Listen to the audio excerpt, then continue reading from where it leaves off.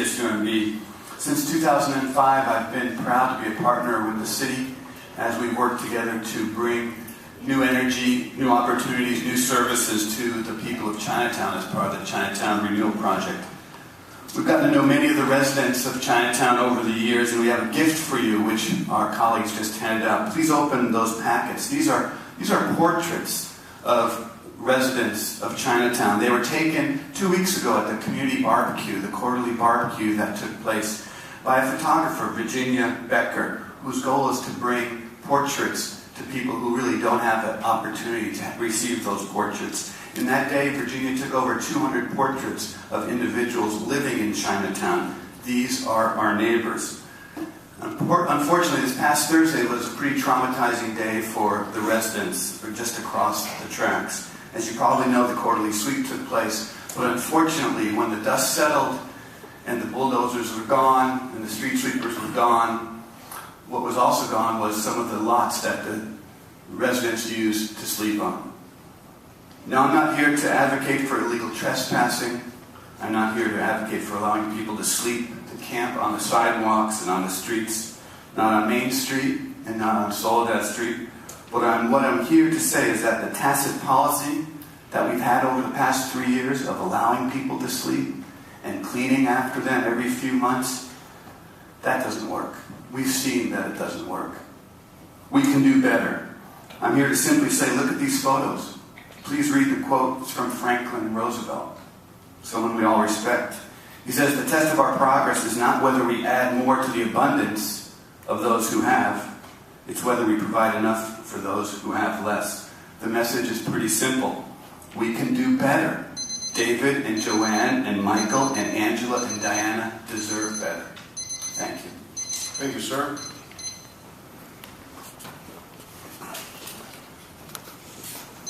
Good afternoon. My name is Ed Fry. I'm a lawyer. I have my office in Santa Cruz County. I'm here to talk about the present prosecution of Jose Castaneda, one of your members, for allegedly driving without a suspended license. Now, normally I wouldn't bring such a matter before a political body like this. It belongs in front of the court. But he's not guilty. First of all, he had no notice from the DMV that his license had been suspended. That was 3 years ago, an old ticket that had not been taken care of, and he didn't know it hadn't been taken care of. So if you're driving on a suspended license, just been suspended, but you don't have notice of it, you're not guilty. But more important are the circumstances of this particular prosecution. This is very selective enforcement against a man who has been targeted for years by the power elite in this county. And what happened is that on a Saturday afternoon, as soon as the police received notice of this suspension from the DMV, before Mr. Castaneda knew about it, they sent out 2 police commanders on a Saturday afternoon to case his house and to surveil him and then follow him when he drove away. And so we're going to get it dismissed before trial, hopefully on the basis of this selective enforcement. Otherwise, he'll be found not guilty by a jury because he didn't have notice. But I'm here to suggest to you that you pass a resolution and pass it on to the district attorney, urging him to drop these charges because they're false. The city and the police department has already wasted a lot of resources and money on it, and they're going to waste a lot of court resources, attorneys, court clerks, et cetera, on something that is completely designed as a political act. Thank you for your time. I have a letter to the Jimmy Panetta, Deputy DA, on this issue, and I'd like for each one of you to have a copy. I'll give it to the clerk. Thank you very much. Thank you, sir. Good evening. So I thought I'd try a different accent today because my simple English in the past hasn't gone through. It's about time to make a difference by listening to the people all you people perpetrate to represent. You find a legal loophole? Because that one's about voices of about 13,000 people. Got it. You found it, you put them to rest. Good for you. Now listen to this. Y'all have lost all credibility. with the people you're supposed to represent, especially with this one first standing right in front of you. Jill Gloria heard good things you're not running for the office again, because it might get ugly. You all saw the article in the California this Saturday? If not, go back to Saturday and read it. It's very interesting and detailed. I implore you to tell me, here and now, that article was wrong, that we were wrong, the committee was wrong. Tell us openly, please, that there will be no employees' back pay, raises, and benefits and pensions out of the general fund for the next 15 years because they're $20 million a year. Now, you all tell us clearly that the new money equals new benefits to my people and to the community. Please don't hide behind the gutless oversight committee you all installed.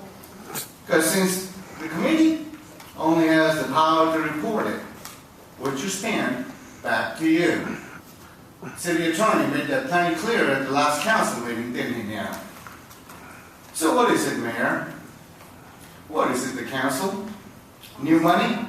New benefits to the community? Or the politics and business as usual? Who on the council here will stand up for the people they represent and say that 100% of this new money will go towards the new benefits to the community? School programs, sidewalks, and potholes. Anyone? Thank you.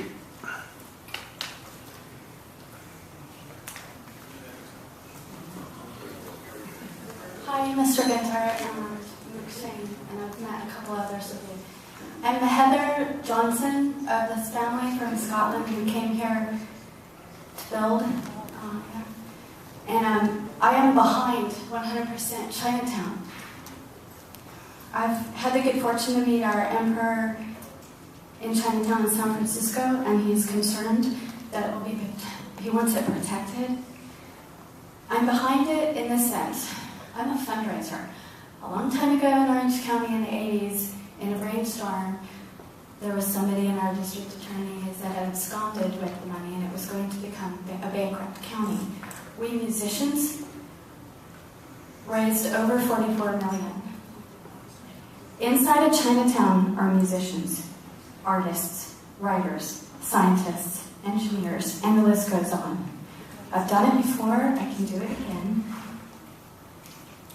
Please don't bruise the community.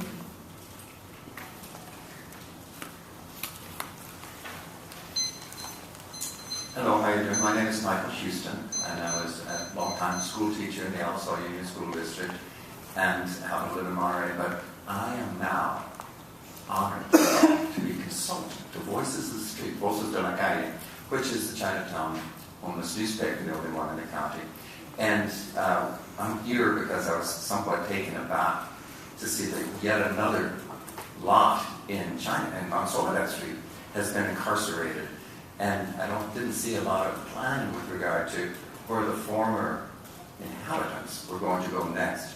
So it certainly is a little bit of what the ACLU might refer to as reckless endangerment. These people need places to be. The long-term solutions need to be dealt with.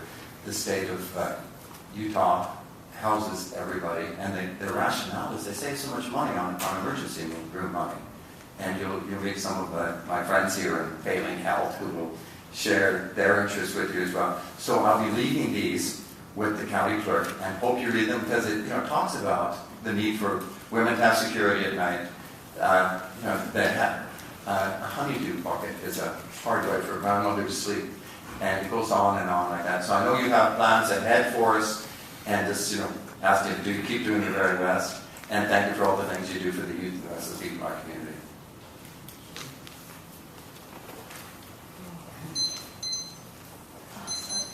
Buenas tardes, mi nombre es Rosa Espinosa y estoy aquí para hacer la voz del Chinatown Center. Estas personas necesitan recursos como Lincoln, de viviendas de bajos ingresos, necesitan reincorporarse a la sociedad, no para que los estén criminalizando más y enviarlos a la cárcel. Usted, señora Gloria de la Rosa, de su distrito luce muy sucio, es una vergüenza para nosotros como madres. Hay paradas de bases, los niños a veces nos preguntan mami, ¿qué es esto? Porque yo tengo 2 hijos que toman el bus ahí, hay condones, hay muchas cosas y este distrito necesita más atención. Señor Joe Ganter, usted aprobó licencias para bebidas alcohólicas, es su responsabilidad ahora solucionar el problema que estamos enfrentando en la comunidad. Gracias, mi nombre es Rosa Espinosa, como madre vengo a protestar. My name is Rosa Espinosa on behalf of Chinatown District. I wanted to see if we can get more resources for low-income housing. Gloria de la Rosa, there's dirty bus stops in our area, and our kids ask if certain items in that area, why they're there. Joe Gunter, you authorize alcoholic beverages, alcohol licenses in that area, which is why we have so many problems in there. And I'm here representing the mothers and people of that area. And thank you for your time. Thank you.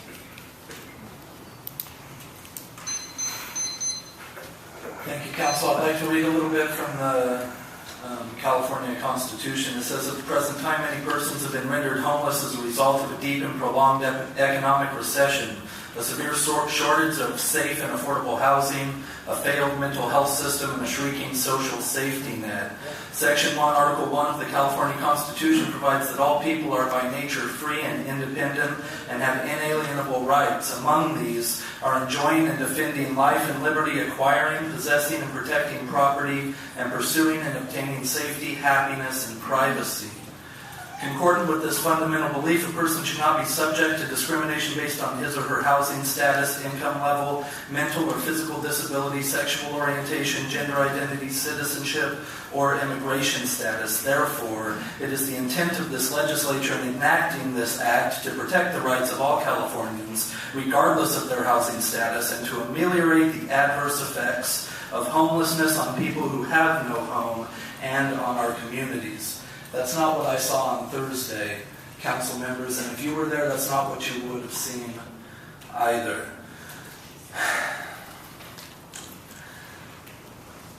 It goes on to state,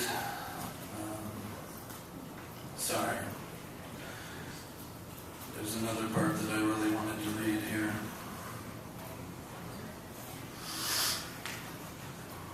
Goes on to state that the existence of homelessness requires that fundamental rights that are amply protected in the home and in private places be extended to the public domain to ensure the equal rights of Californians, homeless and housed. Every homeless person in the state shall have all of the following basic rights, and now I'm going to paraphrase a bit. The right to move freely in a public space, the right to rest in public space, the right to eat, share, and accept or give food, the right to solicit donations, the right to the same protections under law enforcement. See, this is the right to protection without harassment, and on Thursday, by the definition of this document, there was a lot of harassment going on in Chinatown. Thank it you, was sir. state violence by the public officials. It can be done better. Thank you.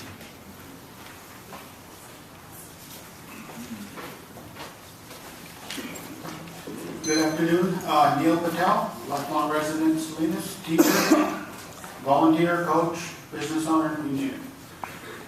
Today I'm just here to go over a few things. One is I want to acknowledge that we had a great protest march on Saturday. You know, we had over 100 people in the rain. Can you imagine what it would have been without the rain?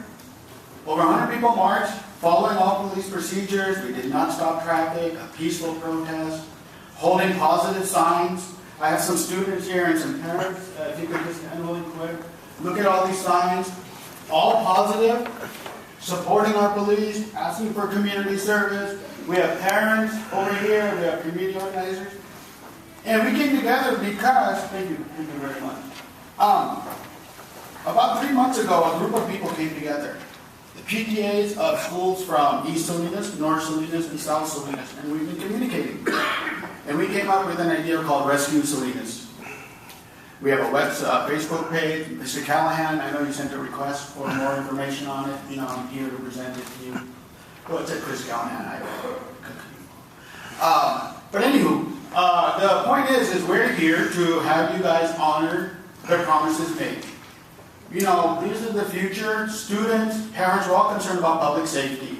You guys did a nice pony show with advertising for public safety. I once again brought Measure G flyers. I'm going to go over just a few of them. Main points you guys sold the city on: expand anti-gang efforts, fix potholes, increase neighborhood policing, restore safety services, provide secure police services. Where in here does it say pay raise?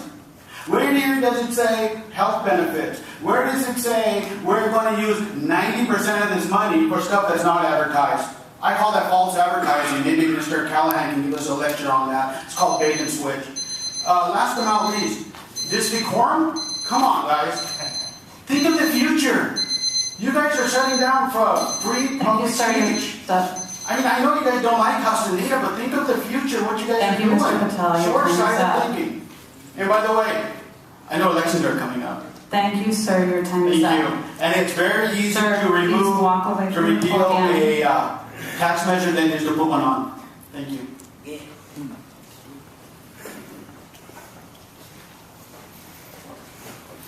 Hello, my name is Richard Cope. I'm a licensed private investigator and polygraph examiner. I spent 10 years in the Sheriff's Department, and I worked organized crime and narcotics and some murders. And I spent 22 years as a corporate investigator in the San Francisco, Oakland area with 6 corporations that were privately held that were involved with armored cars, private airlines, publishing, a bunch of stuff. I've been threatened in this city 2 times during the last year. And both of the threats amounted to, I was not supposed to talk to Mr. Castaneda. One of the threatening people I asked him, I said, well, you're going to kill me. And he said, well, why don't you just keep talking and you'll see what I'm going to do. We do have people in this town who can make somebody disappear. Brian Montez is one of those. I hope I don't disappear. But my only interest in Mr. Castaneda is I don't think he's allowed to represent his district because of rules that the City Council has made. And I think they're restricting his ability to carry out his First Amendment rights. Other than that, I don't care what any of you people do, but I think you all should be fair. And right now, I don't think you are. That's all I have to say.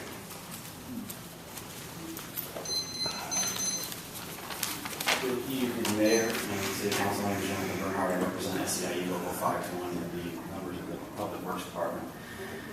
Today is Workers' Memorial Day. Every year on April 28th, the unions of the AFL-CIO observe Workers' Memorial Day to remember those union sisters and brothers who have suffered and died on the job and to renew our efforts for safe workplaces. Unfortunately, Ray Corpus and Gary Peterson don't seem to care about worker safety for the city workers. They sent the Public Works street crews into Chinatown to bulldoze some of the city's most vulnerable and dispossessed residents. They sent these union brothers to do work that they were not hired to do. They sent these union brothers in without regard for their safety or their health and or the safety of the residents of Chinatown.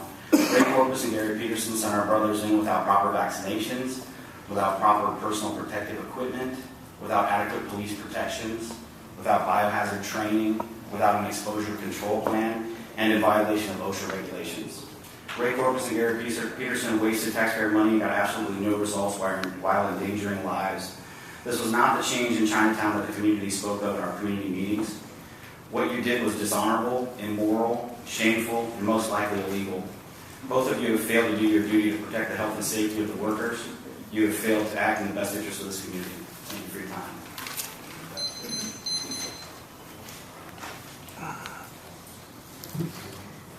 Hi, my name is Gloria Tiscornia Dake. I got my notes so I don't forget anything. This is my hometown. I was born and raised here. I've seen the good, the bad, and the ugly.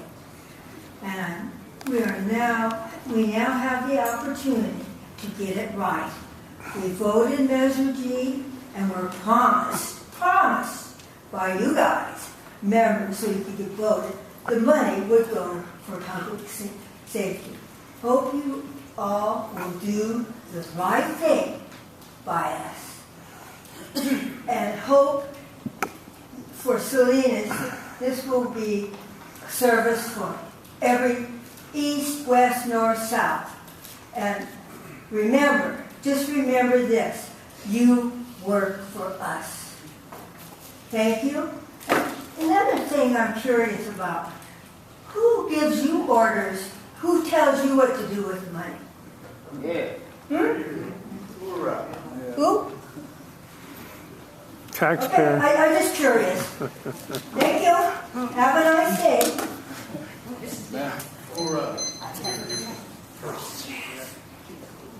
Sorry.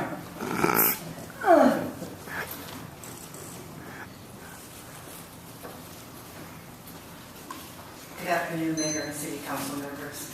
My name is Gloria Galley. I'm with the American Legion Auxiliary Unit 31, and this is for Linda Busby from the American Legion Auxiliary 589. As you know, once a year we have poppies, and I will let Linda give a little bit of the history.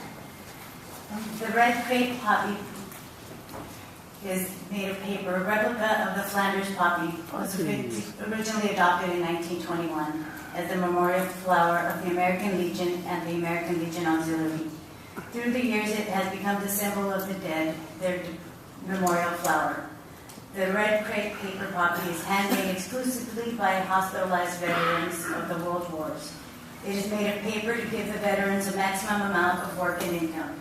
In many cases, the income derived from this source constitutes the only income of that hospitalized veteran. Each year, volunteer workers, members of the American Legion Auxiliary, offer these poppies to the public to be worn by them through the month of May, especially on Memorial Day, so that they may pay tribute to our nation's departed from the war. All contributions made by the public are used by the American Legion Auxiliary exclusively for the welfare of the needy veterans and their families throughout the state of California. Thank you. And as you know, we would like to really start encouraging us to start going back and doing what we're supposed to do. I mean, let's face it, we do have some still overseas, and we have our freedom. So I'd like to go to the city council members and present them with a poppy to be worn for the month of May.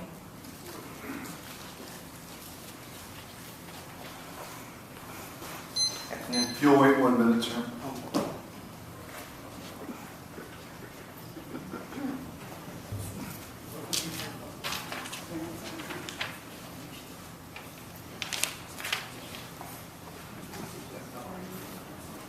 Okay.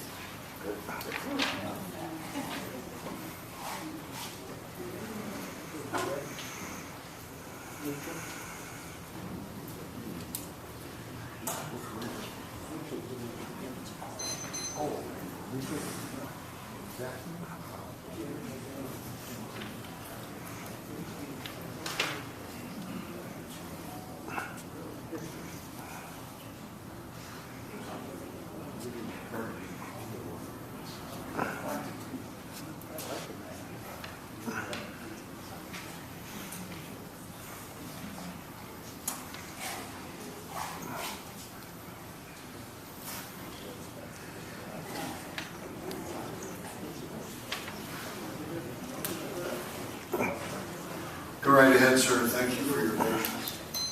Director first. My name is Andre Manchaca. I'm one of the homeless.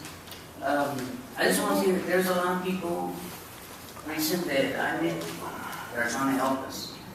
And by, talking to us, they know what we can do to get to where we want to get to, But it's up to you guys to kind of let them have action at it, Saying one thing that they're going to do and don't do it, it's not going to help.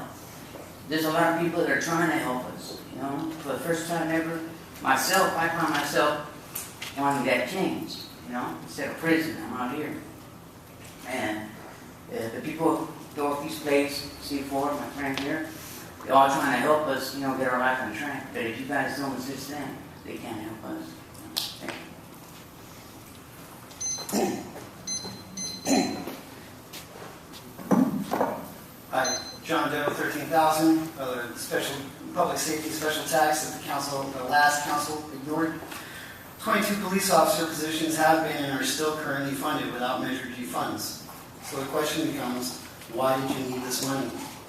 It is concerning that 1 year ago, when the city manager requested a resolution for a general tax revenue stream on March 25th, 2014, he cited the deferred raises of city employees, $5 million for 6 years, or $30 million.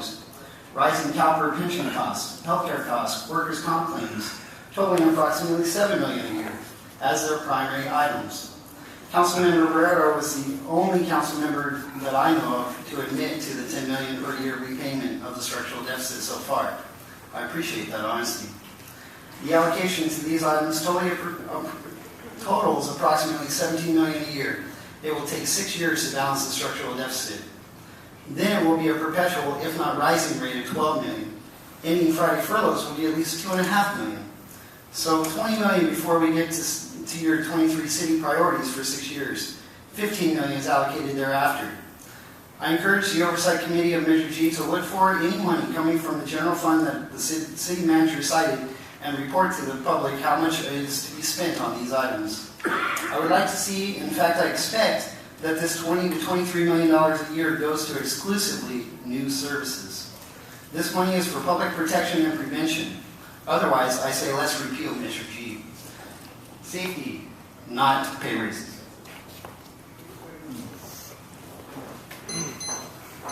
Hello again, I'm Art Woodfin, and I just got back in town.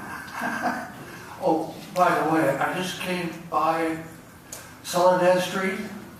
It didn't work, they're back with bigger tents.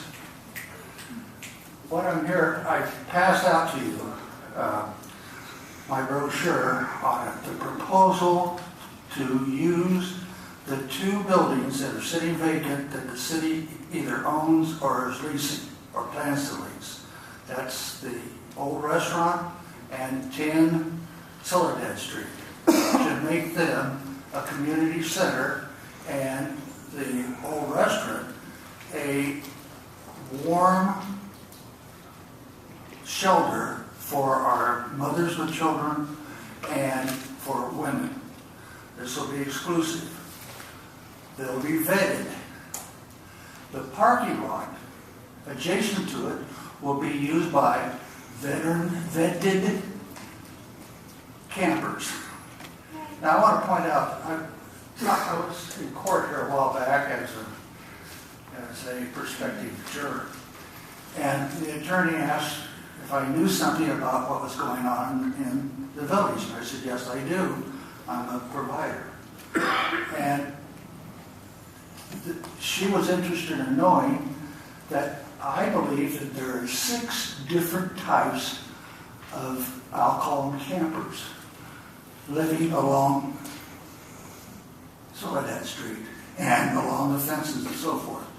And they are, first, the professional homeless. They're there by choice and by lifestyle. Second, you see them every day, the dope dealers and the pimps waiting for their ladies to come back. Third, we have the mothers with children and no place to go. They are afraid of going down there on... Thank you, sir. Your time is up. Okay, I was told I could have extra time. 2 minutes. 2 minutes. Public comment is restricted to 2 minutes, so I respectfully request that everyone adhere to that because we do have a long line of public comment. If you have any material, which I believe you already provided us with, I will provide that to the council. Thank you. I have. Can I use it? Your time is up, sir. Your 2 minutes are up, so please take a seat and we'll move on to the next public comment. Mayor, point of information. I understand the 2-minute limitation on public speakers, but when it comes to important matters and they get to come here either once or twice a month, I think we should be lenient to extend an extra 30 or 60 seconds. Do you want a council vote or consensus in order to do that for every speaker, or should we do that beforehand just to have that leniency? These are very important matters of the community. No, I think the gentleman's had his 2 minutes. We need to move on to the next speaker. I see at least 12 more people in line, sir. Thank you.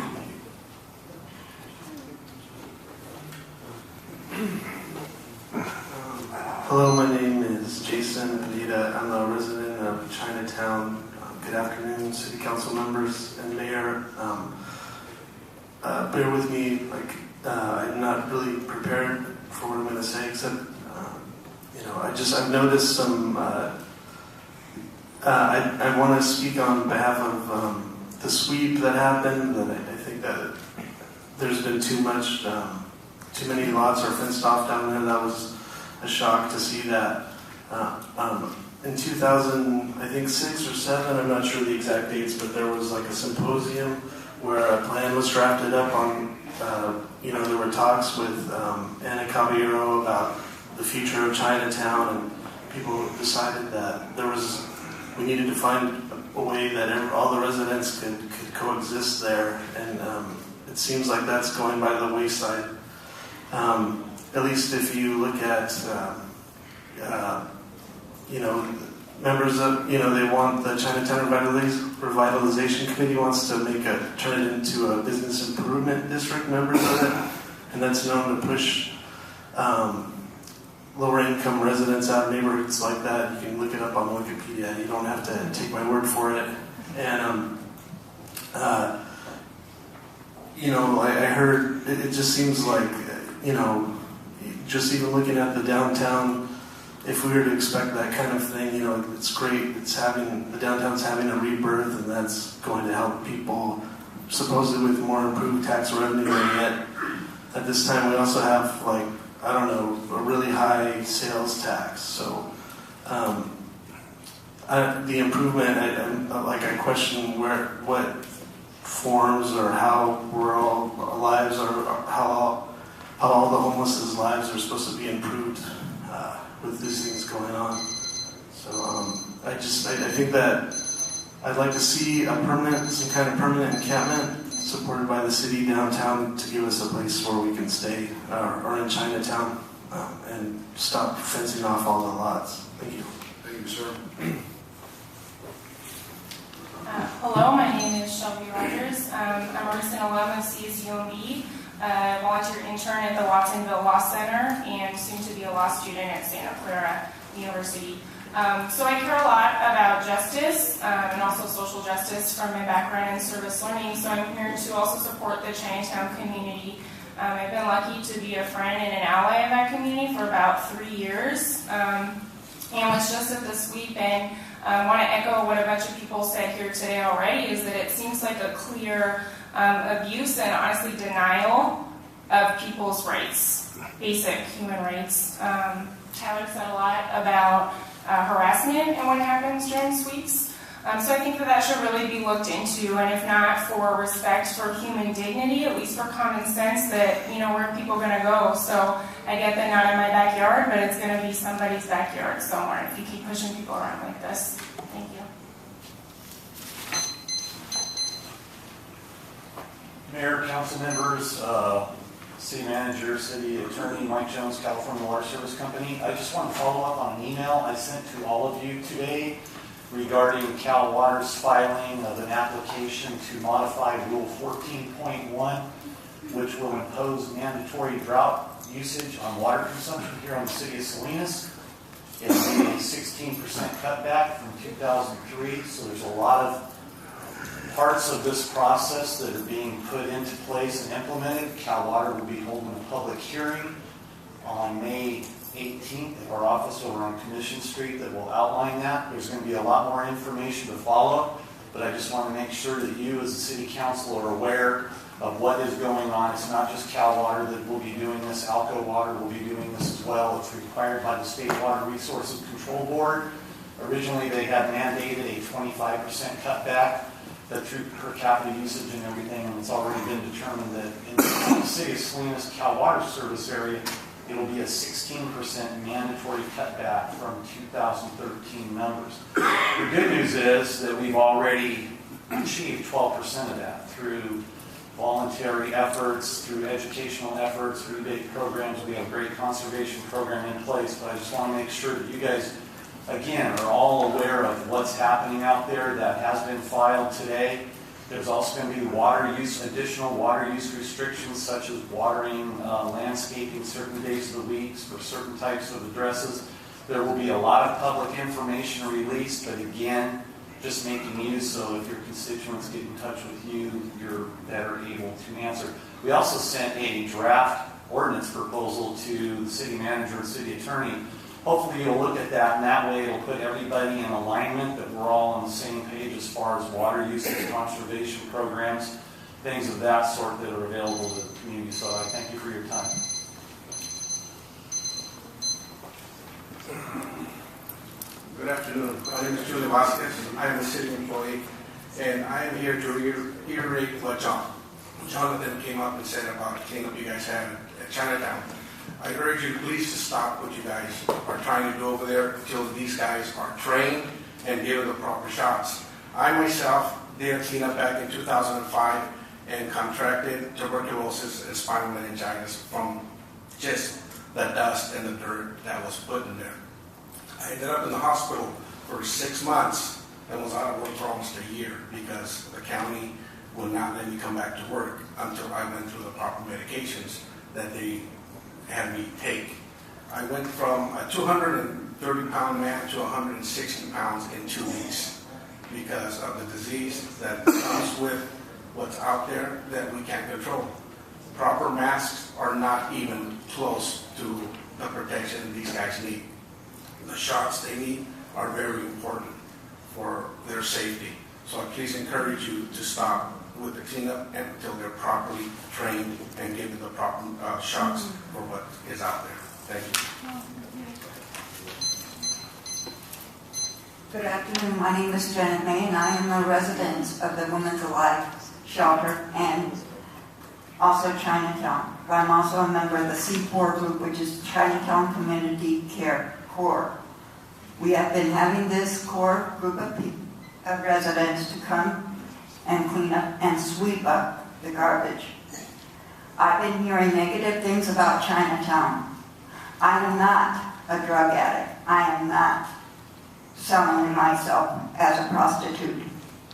I am a homeless person, but I just started a job. We have workers, we have people who are helping us trying to get ahead and setting our goal. And my goal right now, since I got my job, which is number one, is to find my own place. I've been there for 18 months, off and on. And I was involved last year with the cleanup. I was involved this year with the cleanup. And yes, we do have a lot of people.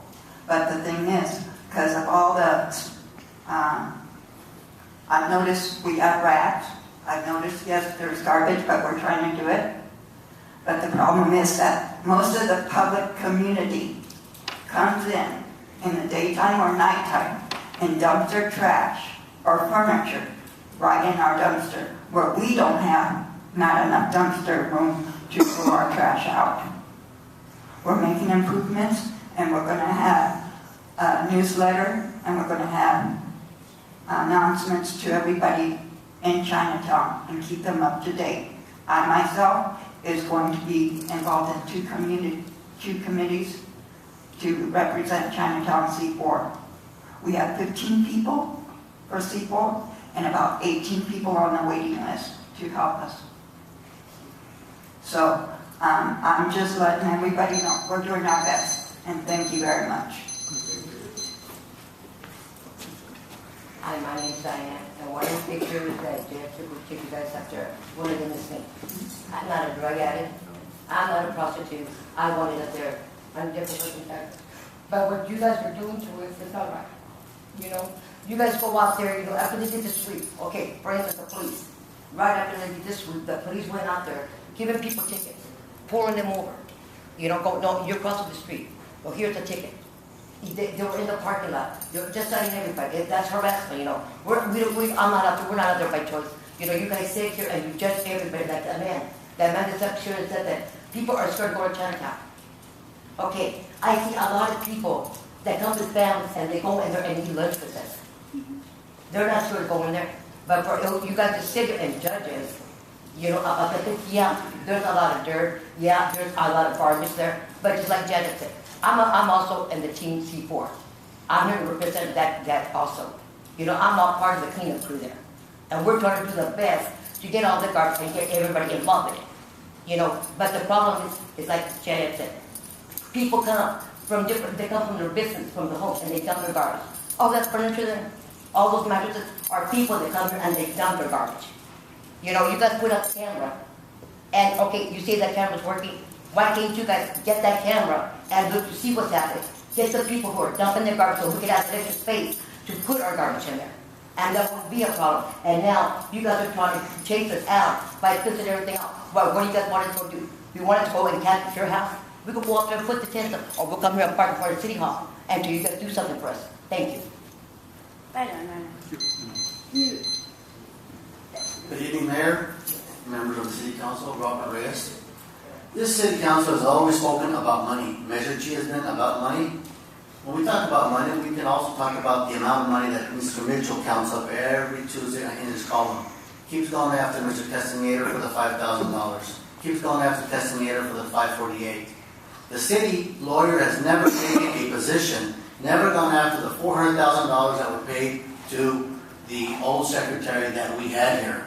Mitchell, and all of you listened to Mitchell, so there was 3 members plus your city manager that were at that meeting. That's $400,000. Fire department had a lawsuit for over $600,000 when you combine all those fees. Lawyer never came out and said anything publicly. What this city council does is it hides. It hides. You talk about services. Everybody here has talked about services. Chinatown services. But yet, when you pass Measure G, you talk about retro pay. It was not in this flyer. It was hidden in any language that maybe the lawyer. He thinks he's a smart guy. So he says, just put this stuff in small print, right? Because this city has also been hit with one of the dumbest in the nation. I don't think that we are, but some of you think that we are. And so when you start to look at services, services mean the services for Chinatown, not just the guys that have the red lights and the blue lights and pull you over and give you a damn ticket. It is services. So the people that are here today, the city manager makes well over $200,000. The lawyer makes well over $200,000. The gentleman right here makes well over $200,000. Why should we get them retro pay when the average income in Salinas is $38,000? We consider you guys the fat cats, no different than Wall Street. So if you do take $1 for retro pay, shame on you, because the people here need the money. The services should be given to Chinatown. It's very clear, okay? But you can go ahead and pat yourself on the back. You guys can hide, do all these type of things, because we also know that some of you meet. Thank you. Good evening, my name is Cecilia Diaz, and I am a high school student at Alasla High, and I just wanted to say, use the money from Measure G for bilingual police officers, youth programs, and gang prevention. We really need it. Thank you. Good afternoon, my name is Miguel Rodriguez, and I'm a student at Alasla High. I just want to say that those $20 million you promised for Measure G, half of it should be used for after-school programs and for the youth of Salinas, because I've been asked to be in gangs and use drugs, but because of my line decisions and after those thinking, I'm glad I said no. I truly think none of these things would have happened if my mom would have had enough money to help me enroll me in an after-school program or a sports team, which would have stopped me from being around the wrong people. But just because I made wise decisions doesn't mean the rest of the youth will do the same.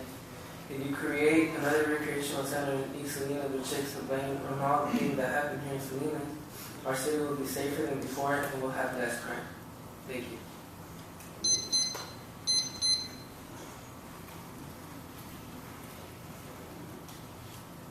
Good afternoon. I'm going to try to keep this simple because I have several things I want to point out. It's a major concern. My name is Akoshwa Nobles. My maiden name is Barahona. I've been placed in homeless situations myself, and due to life circumstances that are out of my control. I say are because I'm still struggling from it. Part of this has a lot to do with disregard for the individual's identity. For example, I'm an artist, and I recently had a baby, and we're both almost killed from a deadly Haldol injection and due to something called the Reese hearing, which denies a patient the right to refuse a medication. And it was a very immoral situation. The reason why I even ended up in that situation was because I was trying to do caregiving work for someone who was very cruel towards me and my son, and even another family after I left who lost their pregnancy for associating with this individual. I'm sorry, I'm still trying to recover emotionally, mentally, spiritually, physically. I was 7 months pregnant when my son Zeus Peter and I received that almost deadly Haldol injection. And it wasn't even documented in the discharge paperwork. It's a good thing I do know how to advocate for myself, only due to good help from other people, because I do have proof of the Haldol injection, and because I was titled with schizoaffective disorder, which is not the truth, but I do have a condition, and a disability, and a frailty. I've gone out to help people in Chinatown, out of my own accord, and part of that accord is because I have heard people say, I'm depressed. And I've gone and helped people out of their depression. Literally, you can tell that the person is depressed. Sitting at a table by yourself at Dorothy's kitchen is pretty depressing. Thank you, ma'am. Your time is up. Oh, sorry. I do not know when we're done. May I add one more thing because it's very important that you understand this? Is that okay? Maybe I please be allowed to finish, if you don't mind? Everyone is allotted 2 minutes. Your time is up. Please take a seat. Is there anyone who can... Are you the one who makes that decision? I'm the one who makes that decision at this point, so please go ahead and take a seat. Your 2 minutes are up. If you have something in writing that you want to be stated, I'm more than happy to share it with the council. And of course, it's what we do and what people don't do. I was discriminated against in a program that's against discrimination. Ma'am, your time is up. Please take a seat. By an individual. Thank you. Support the Ladies' Hood.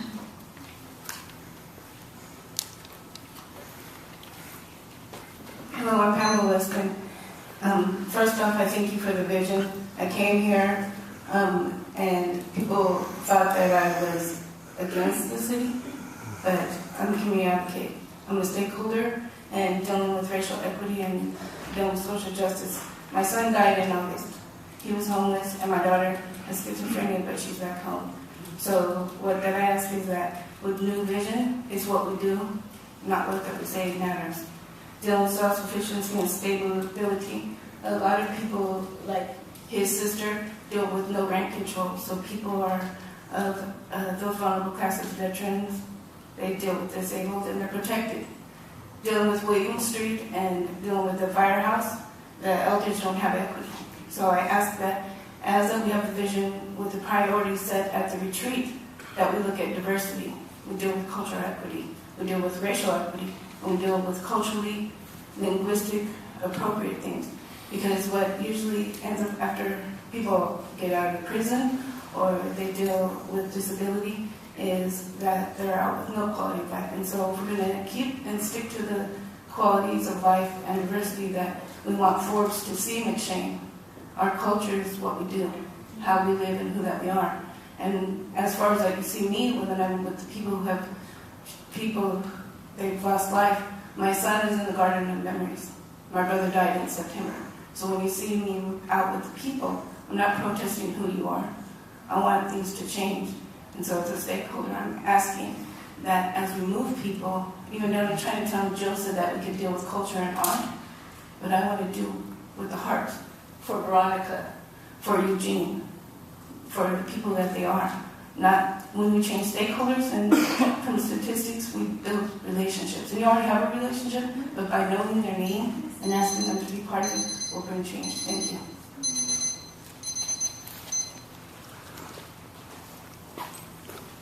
Good evening, everyone. My name is Jeff Linger, and I'm a CCMB employee. I work in Chinatown as a social worker. I've been there for the past 3 years, trying to assist the folks down there. A little bit more about myself. I'm a Michigander. I was born in Bay City, Michigan. And if you're from Michigan, of course, you're a Detroit Lions fan. Being a Detroit Lions fan teaches you how to be patient, how to be tolerant, how to root for the underdog.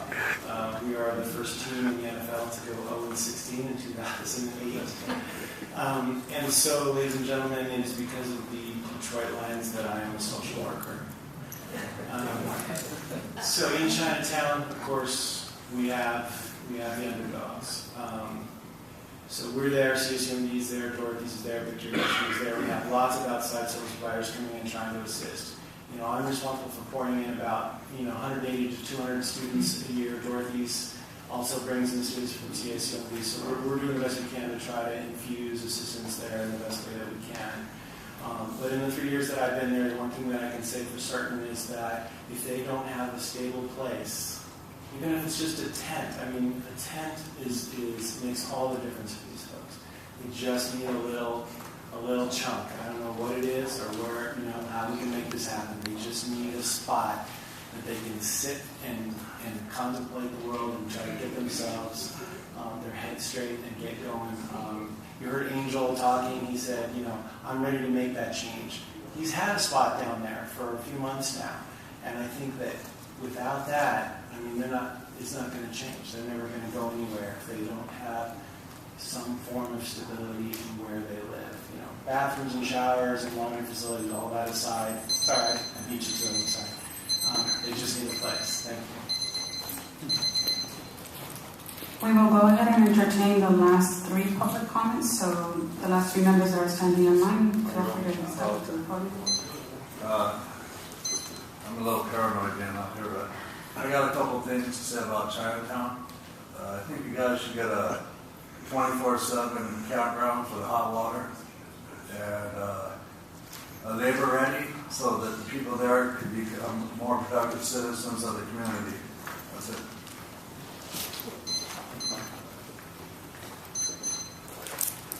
Anybody in this your Bible?